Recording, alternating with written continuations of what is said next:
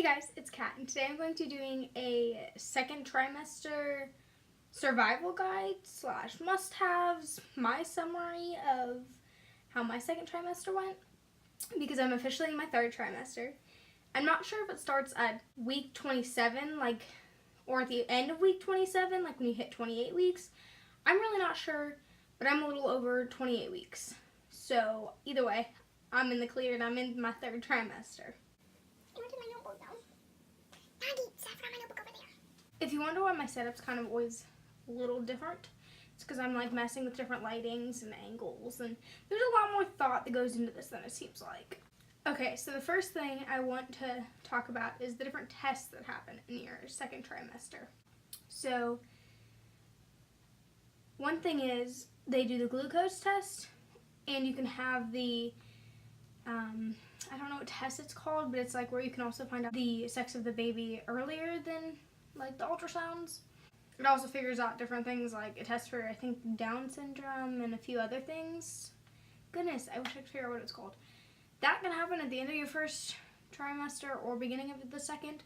I got it done at the beginning of the second and found out my results about 4 weeks later, and found out that I'm having a girl, if you didn't already know.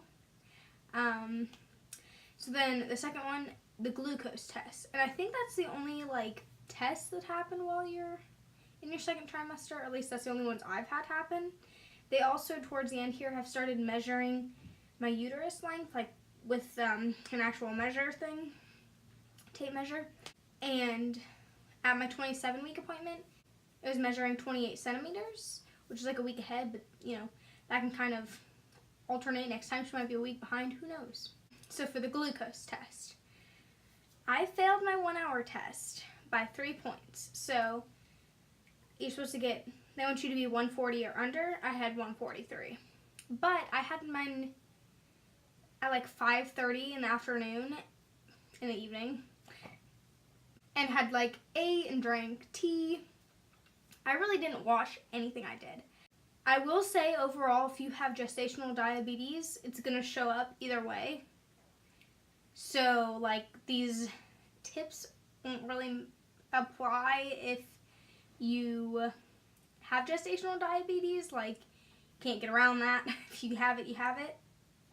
And really you should be kind of monitoring your diet, but I haven't had the healthiest diet throughout pregnancy. I kind of just ate what I've been able to eat, and I try to eat as much the nutrients and make sure that I'm getting enough of everything.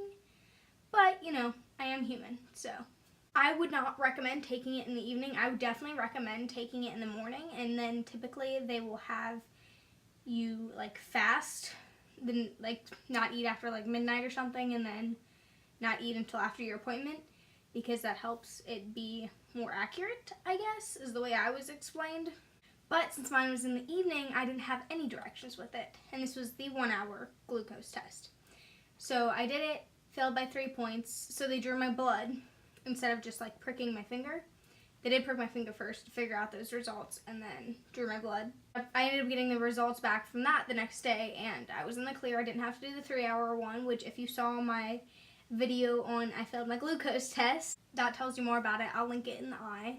Some advice I have for it is take it in the morning, schedule it as early as you can. Don't eat after the time that they tell you, follow any directions they give. Ask them for tips, because this is also different per doctor, I'm assuming, because I know that my doctor will tell me one thing and my friends will tell them another. It's one of the people I know, she is 2 days further along than I am, or something like that, or 4 days. I'm not sure exactly how many days, but not a lot of days, not even a week. And she had her glucose test 2 weeks before I had mine, or a week. Had her first glucose test, I think 2 weeks before mine, and then within that next week had her second one. She had a 3 hour one. She failed by 1 point and had to do the 3 hour one. And I failed by 3 and didn't. So that's also different by different doctors, which I feel could be very frustrating. I'm glad that I didn't have to do the 3 hour one, because she ended up not having gestational diabetes and had to go through all of that for nothing, which that really sucks. But at the end of the day, it's not that big of a deal. It's just annoying more than anything, because she didn't have gestational diabetes. It's a good thing she didn't, but you get the point. It's annoying to have to go through that test, knowing that you probably don't have it, but you still got to be sure. Because if you fail by only a point or two, more than likely, you don't have it. But I would recommend, even a couple days before, eating balanced meals and trying to cut out like a lot of the extra sugars and like caffeine and pop soda pop, whatever you want to call it, coffee, tea, anything like that. I would cut that out. So overall, for me, my second trimester was kind of a roller coaster. I had 2 or 3 scares. One, I ended up in the hospital. It was nothing. There was that big of a deal in the end. To be honest, what they said it was, I don't think it was that. But whatever. That's story time. You can find it on the playlist. It's called something about preterm labor. That playlist is always linked below, the 17 and pregnant videos. And then the other was another scare that I had. I don't even know if I made a video on it, but basically I hadn't felt her move for a good period of time, and I got nervous about it, and everything ended up fine. So that's another thing. I finally felt her move around 21 weeks. I felt a little bit of movement like around that time. I think I really started feeling her move around 24 weeks, 23 weeks. I couldn't tell you to be exact. If you look back on my videos, you catch it. But in like that early 20 weeks is when I actually felt movement. Some people feel it as early as like 16, 18 weeks. That was not me, but I also have the placenta's anterior. So that's part of it. We found out the gender. We got to know a lot more about her than you find out in the first trimester, which is awesome. It's been pretty smooth for me. I've had a little bit of nausea, like as I've been getting further along, where she kind of like, it's like how she's positioned, and I've had issues with how she's positioned affecting me in weird ways, but other than that, it's been pretty easy for me. But here's some of my tips and must-haves. Get yourself a big water bottle. Like, I got mine from the hospital because they were like, you need to be drinking 4 of these a day, which is basically a gallon of water. Because you really, really, really need to stay hydrated. That is so important. Like, I cannot emphasize that enough. Stay hydrated. That is so important. And I feel like so many people neglect to stay hydrated in general, but when you're pregnant, you really need to not neglect that. It'll save you a lot of pain and confusion and struggle. So the few pains and things that I've had, I take extra strength Tylenol for ever so rarely. And then I have allergies, so my doctor okayed me to take Claritin. But you have to stay even more hydrated if you're taking Claritin. Like, that's when you really, really need to stay hydrated, because allergy medicine can dehydrate you. I take Tums or like antacids if I'm having acid reflux issues. And then I got a sinus infection and I had the flu in my first trimester. So I took Ricola natural cough drops, and you take like 2 every 2 hours, I guess. And that helped a lot. And they were a lot more effective than any other cough drop I've ever taken. So I don't know why I didn't take the natural ones in the first place. Guess because I thought they wouldn't be as effective, but they actually were more effective. And then I also would take my inhaler ever so rarely, because I have asthma and it's important that you're getting enough oxygen to the baby.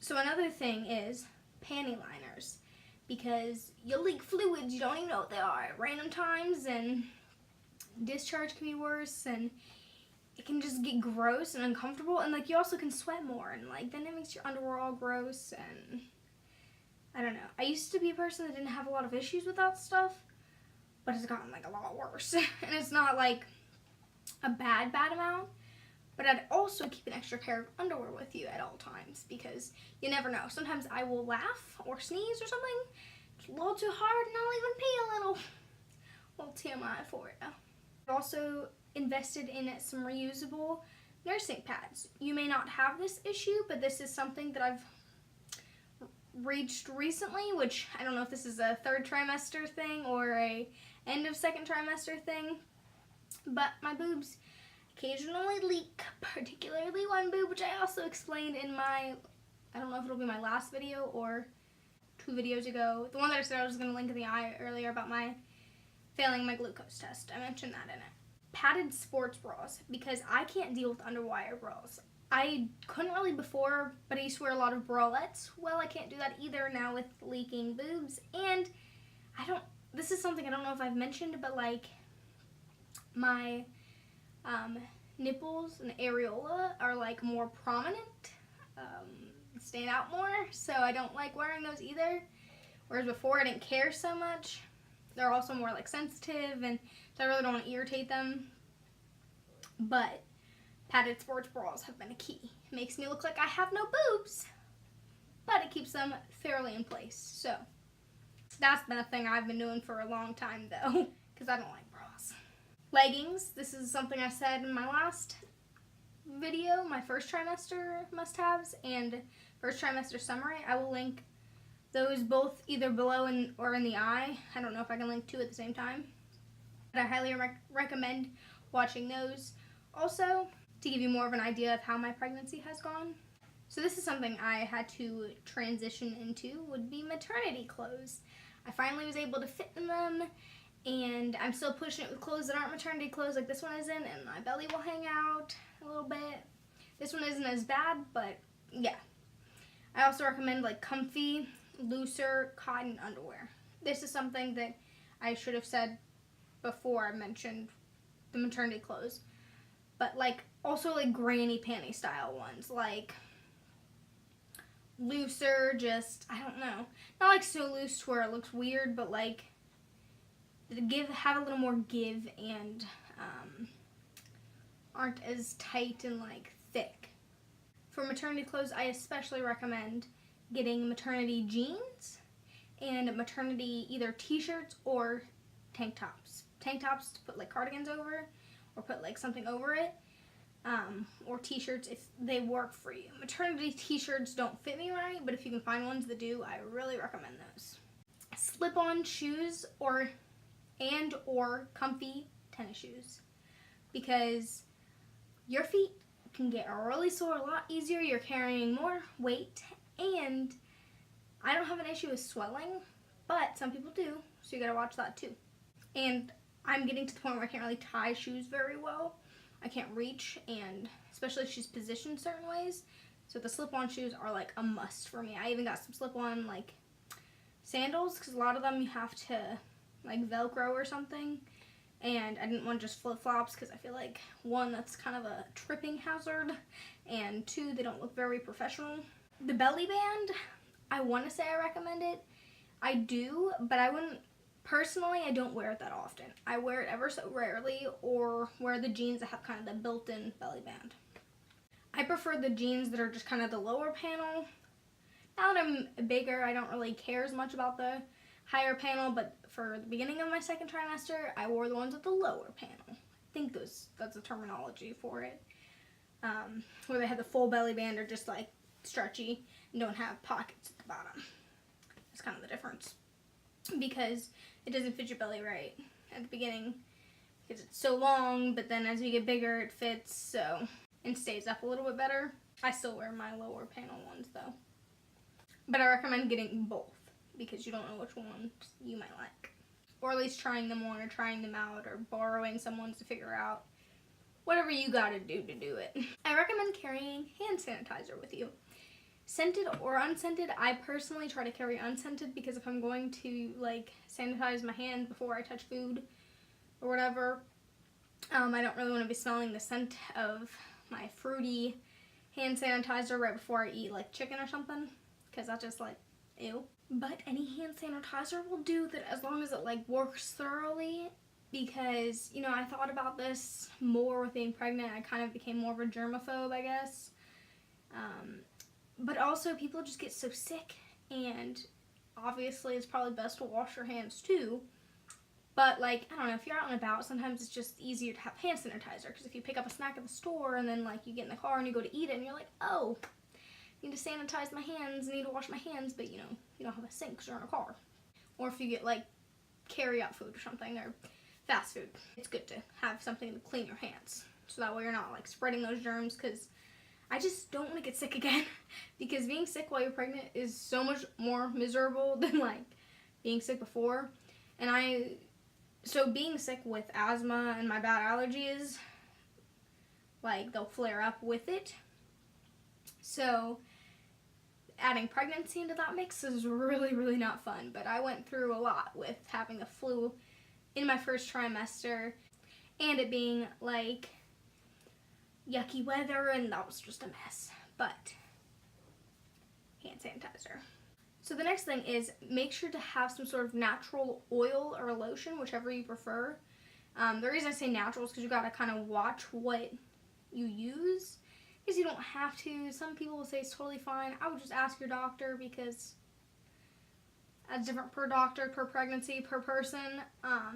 Anyways, using a good moisturizer, I would say starting at the beginning of your second trimester, because I use the bio oil and it says the beginning of your second trimester, and I just started using it like my third trimester or end of second trimester, if that's when that happened. But I was using lotion before that. I wasn't using it like religiously, but I'm going to flip if one more person messages me. I don't have friends until I'm busy. Anyways, I literally only allow notifications for Messenger. So the fact that my phone went off like 4 times throughout the 20 minutes I've been filming this video says a lot. But I recommend putting moisturizer on your entire body, but like especially your belly, your like back, hips, and then some people put it on their thighs. I'm not going that extra because like I'm lazy. Maybe towards the end I will. I haven't had much of an issue with it, and I didn't start using it until I've gotten more of a belly. But I especially have with my belly button, because that's been changing a lot, which brings me into my next point. If you have your belly button pierced, get the pregnancy belly button ring. I know some people don't have an issue with it, but like my belly button was basically an innie and has like completely popped out, I guess. It wasn't an innie, but it was like half innie, I guess. It's really weird to explain it. And it's like not popped out, but it's like flat almost. So I have this one. I'll just show you my belly. And it's flexible. It's not like too flexible or anything, and it's not like super bendy to where it's like gonna be annoying. And it's a little bit longer than a normal belly button ring, and I might have to get an even longer one as I get further along. I think it's called like BioFlex or something like that. I got it off Amazon. I just searched pregnancy belly button rings or something like that. I think it was like $7. I'm not really sure exactly the amount, but it was approximately that. And at first it was kind of annoying because it was so long. I think I put it in a little too soon, but it was like that awkward period where my metal one was getting uncomfortable. It wasn't irritating, but I was like, now his phone's going. And I had someone try to call me, which means it went on this too, so it ended the video. So anyways, I don't even know where I was at. Belly button rings. So it was at that awkward point where like the metal one I could tell was probably gonna be irritating it soon, and it was just kind of like getting annoying and uncomfortable, and I was getting nervous about it. So I'm glad I put that one in when I did. But I also put it in like when it was like a little too long still, so just kind of play that by ear. But I would recommend definitely getting that belly button ring if you have your belly button pierced. Obviously you can disregard all of that if you don't. I would highly not recommend getting your belly button pierced if you're planning to get pregnant anytime soon, because I've had mine pierced for 4.5 years, and I can still tell that it potentially would close if I took my belly button ring out. And a lot of people do have to take their belly button rings out. Some people can leave in the metal one the whole time, but some people cannot. I already didn't have much skin there, and it was hard when I got my belly button pierced to even get it pierced because there wasn't much skin. So like, that's the only part, if you could tell it was red, that's like more of a stretch mark on my belly button, like where the skin is that's pierced. It's stretching, but like, it's really weird. I mean, I don't know anyone else with that issue because everyone else was like, the clamping wasn't that bad. I was like, the needle didn't hurt me at all. It was the clamping that hurt. That's a whole different video. So the next thing to help with sleeping is lots of pillows. I know there's pregnancy pillows, and you know, you can try that. I've heard them not work out for people, and I've heard people love them. I just have like multiple pillows, and I typically have like throw pillows. I don't have it on my bed anymore. But I just kind of tuck pillows in around me. You toss and turn, so I can see where the pregnancy pillow is more ideal because it has like the two sides or whatever. But I kind of just like make sure I have the pillows to prop me up because sleeping comfortably is not very easy for me, and I know for a lot of other people. So lots of pillows that are smaller or like not like super fluffy, I guess. Especially like a body pillow, I find those to be the closest thing to a pregnancy pillow. That's not that expensive. Although I've seen some expensive body pillows, so like, you do what you want to do. Do what works for you. So the next thing is, I recommend carrying a notebook and pen with you because pregnancy brain gets me so like, I will forget everything. And it just kind of helps me stay on task and not feel stressed out and just like keep track of what's going on. I like even have a paper calendar, and I put it all on my phone and on paper just so there's no messes, and I always have some sort of reminder somewhere. And then lastly, easy to make food, and also like not necessarily food that's prepped already, because like pregnancy cravings can make you like, I should say pregnancy appetite, because for me it's not even like necessarily like cravings that I have all the time. It's just things will sound good one day and don't the next.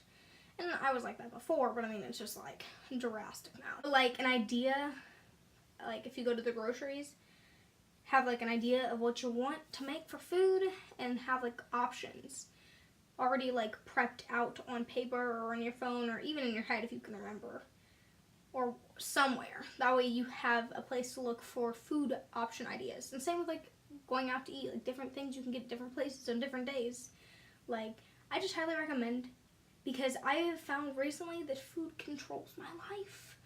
Like this is especially getting worse as I get into my third trimester, but I think about food a lot.